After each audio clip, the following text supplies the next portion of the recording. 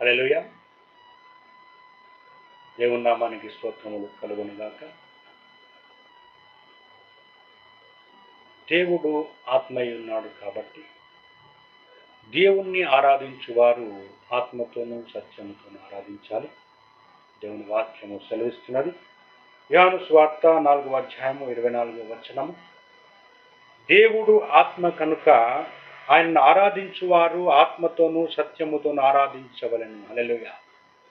మరి దేవుడు ఆత్మయ్య ఉన్నాడు కాబట్టి పరిశుద్ధాత్మ దేవుణ్ణి మరి ఆత్మతోనూ సత్యముతోనూ ఆరాధించాలి. ఇలాగ ఆరాధించినప్పుడు దేవుడు మనల్ని సర్వ సమృద్ధిలోనికి నడిపిస్తాడు. దేవుని నామానికి స్తోత్రము కలుగునుగాక. ఒక మాట చూద్దాం.